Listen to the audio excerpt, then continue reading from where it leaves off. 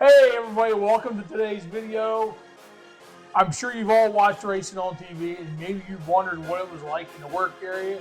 How can these teams change some of this stuff so fast and what really goes on? Today I'm going to break it down. Me and Seth, we're going to show you what goes on in the work area and some of the tricks behind how you got these cars back out so fast. Hi, I'm Billy Dietrich, sprint car mechanic and driver. I've been around racing my whole life and it's pretty much all I know. We created this channel to share the good and the bad and everything in between. Our crew may not be the most experienced or professional, but we get it done and we have a good time doing it. We'll show you what it's really like racing weekly at some of the best tracks in central Pennsylvania. I'm also going to share some sprint car tutorials, mechanics, parts, and whatever else I feel like. So like, subscribe, and ring that bell for notifications. And enjoy the ride. Yeah, boy.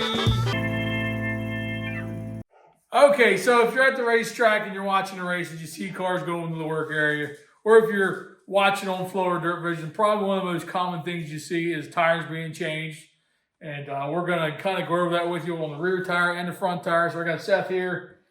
He's going to kind of demonstrate what goes on. And we're going to start with this right rear. So Seth, kind of take it away. What process you go through to change tire pressure? So normally through this process, he is in the car, hollering, can't understand him, mouth guard, rah, rah, rah, rah, telling you everything that's wrong. You don't know what he's saying. So normally when we start this, you already know what's wrong based off what you see on the track. So first thing we do is you got to pull the mud cover off.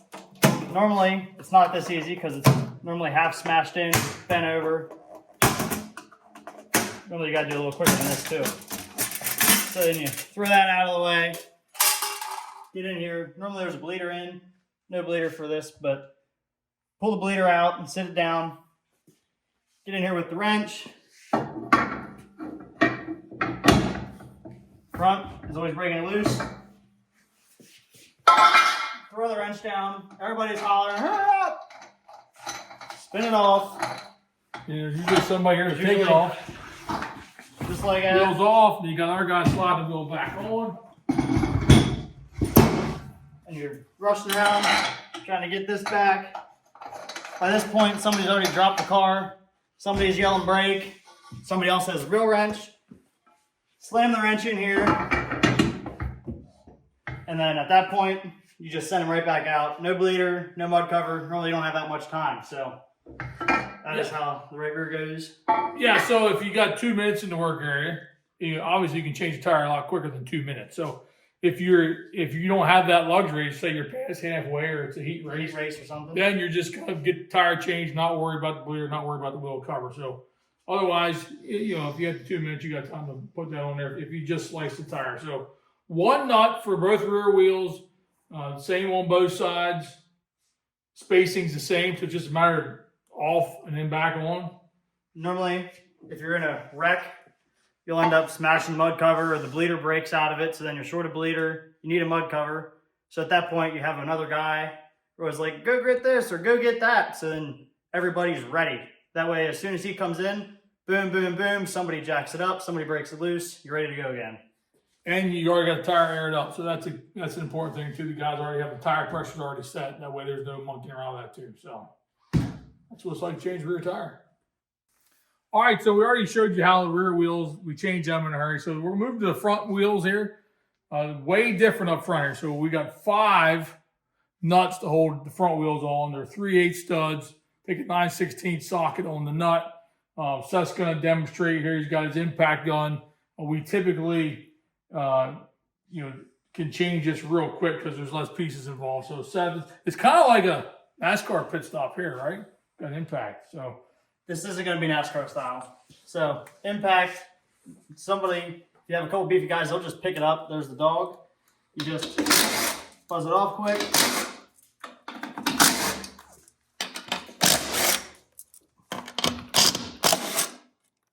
And then you slide it off and try not to drop any of those nuts or you'll be looking in the dirt or the blacktop. It's normally dark. People are hollering. You'll lose them. Then you got to get another one on quick. That was not quick. Don't be like that. And then normally somebody else has the impact in their hand. And as soon as you start one, they just buzz it right on for you. And them guys are already sitting on the ground, push trucks behind you. By that point, you're normally ready to go again. And then generally when something goes wrong with the front tire, it's because it got ran over or you hit the fence. So normally there's 3 or 4 or 5 other guys that will just go around and check all the other stuff that we'll get into later. And then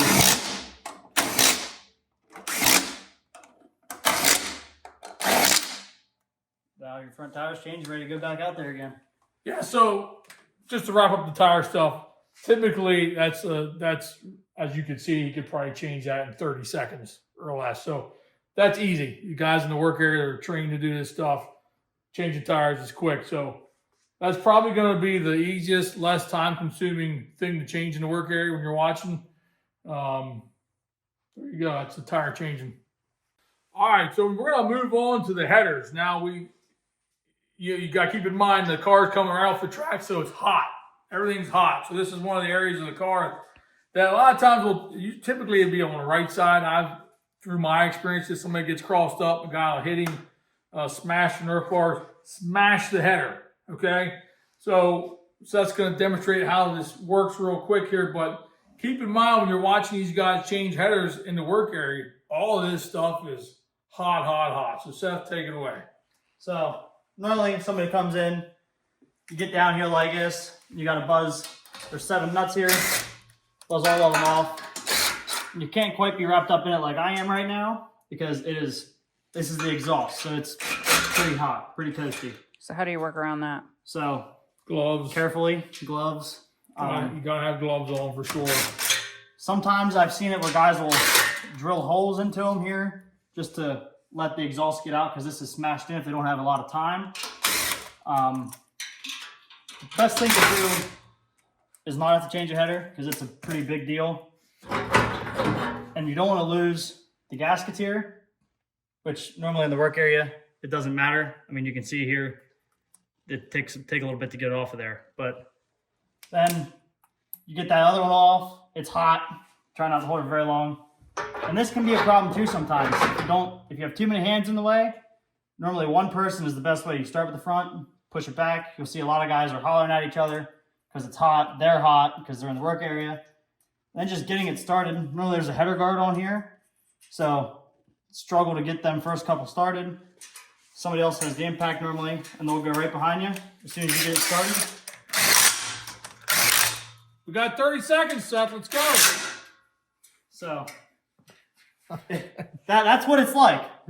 Except he's in the car. Ah!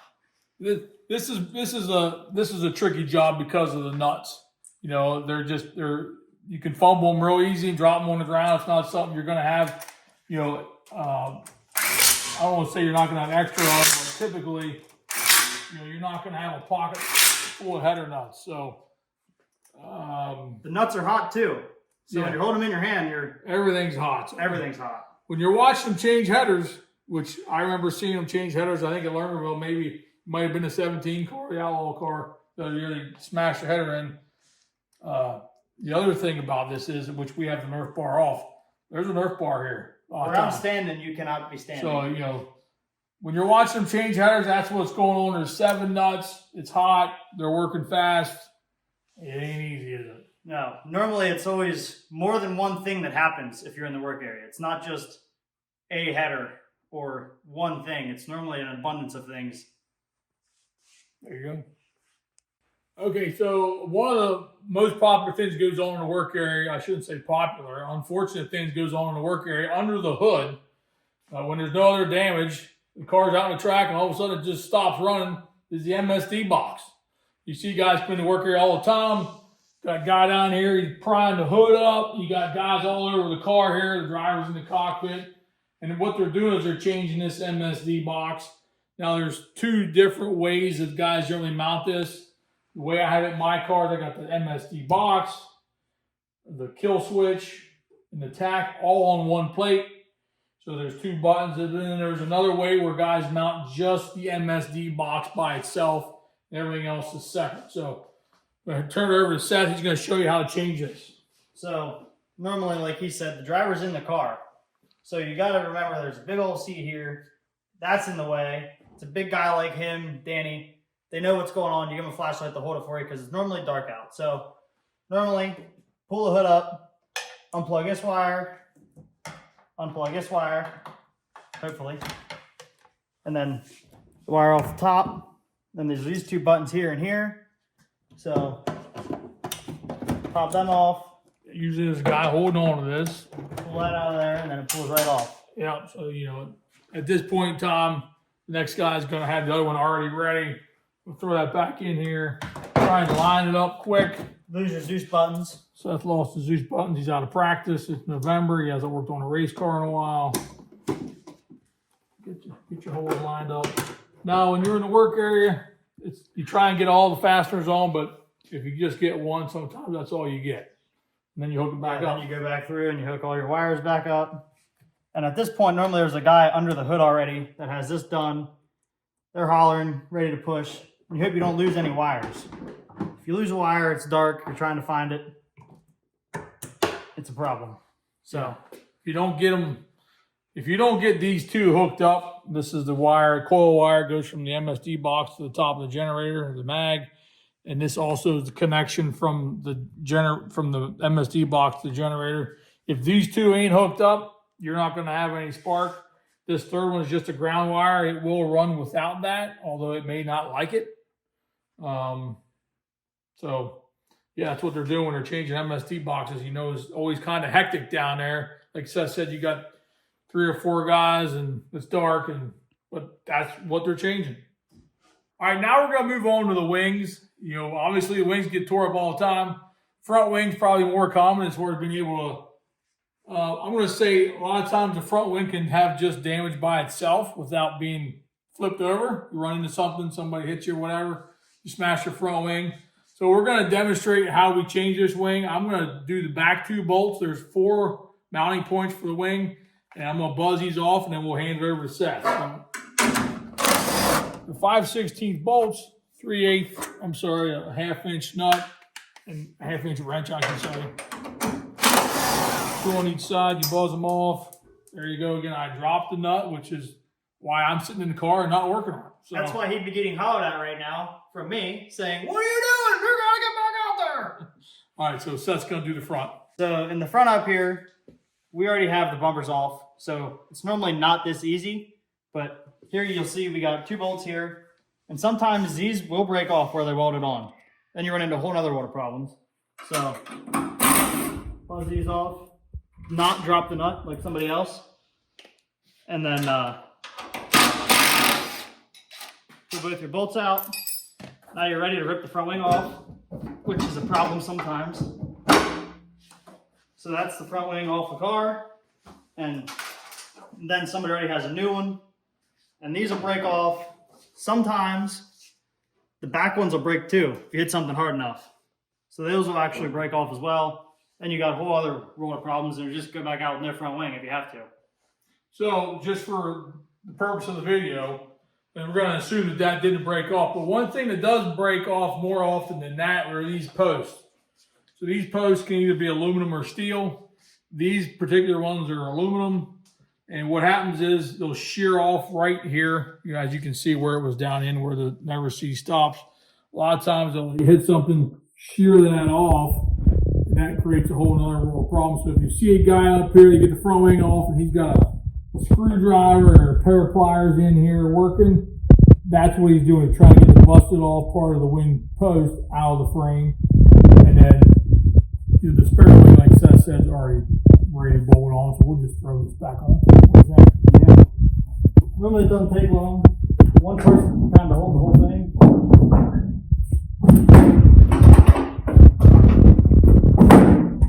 This is a new wing that I've struggled to get in, so.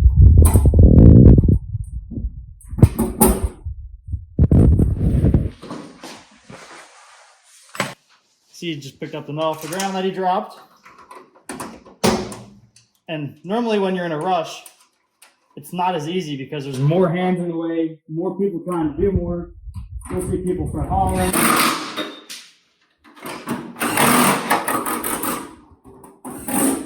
And the driver's mad because the car's not out. And send them back out. Wings change. Let's go. All right, we're going to move to the Wlink, which is probably one of the hardest things to work on in the work area. I know this past year, I think the Outlaws were at Fremont, and I believe Sheldon was in the work area, and they were trying to get the Wlink changed, and it was a big-time struggle.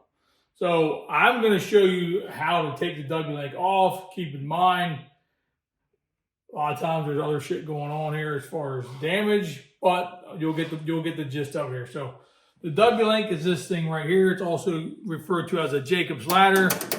It's got 3 mounting spots, 1 on the bird cage and 2 on the frame, an upper and a lower. So these are quick release pins. So I'm going to take the pin out right here. Pin is out. Little root clip that's in there. 3 pins, so it just goes through and just clips over like that. So we run them on all 3 spots. So top pin, I'm just going to take that out as well. Top pin out, bottom pin coming out. Dropped it on the floor. Not what you want to do. And then these just slide out. Should just slide out. That one's out. Bottom one's out. Next.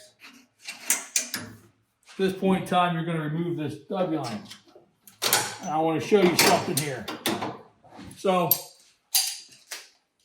I run these Santa Mauro Wlink straps. They have a spacer built right onto it. John makes these cool. That way you can avoid having, a lot of times people run a spring in here to keep these separated.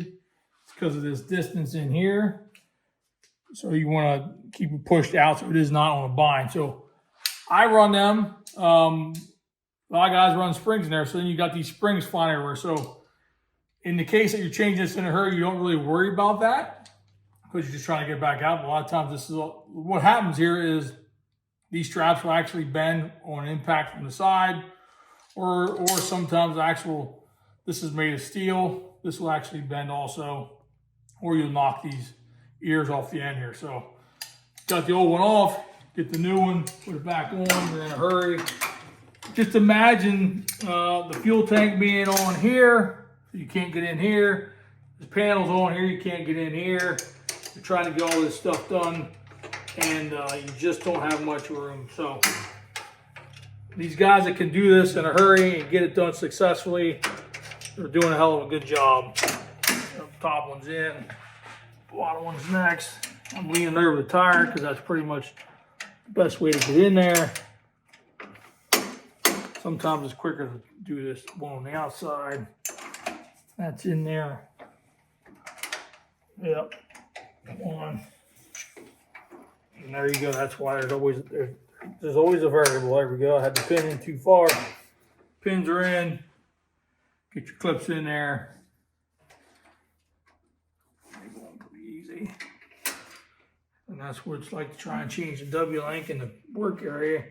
Probably you can definitely change top wings faster than you can change. I'll drop my hat. I'm a mess. And there you have it. That's what it's like to try and change the Wlink in the work area. We definitely didn't make the 2 minutes, I don't think, especially if I was doing so. I also stepped in whatever this sticky stuff is. Oh, yeah. Now my flip flop belongs to the You're the officially part of the concrete. shop. Something else I think about when I watch you do this is definitely not doing it with the fingernails. I don't think many guys walk around the period with fingernails. I'm just saying. Yeah, You're going to have man hands. I'm out. All right, so now we're going to go on to the top wing. Obviously, we know when this gets tore up, the car's more than likely been upside down, although you could be other circumstances involved. But there is a couple of different scenarios here we're going to go over. But to start, we're just going to show how to unbolt the wing. There's 2 bolts that hold the wing to the car. This wing tree right here, and you got the 2 bolts on the front, on top of the tree here that to hold the wing fast. So I'm just gonna buzz them off. Hand this to Seth. You can buzz that side off.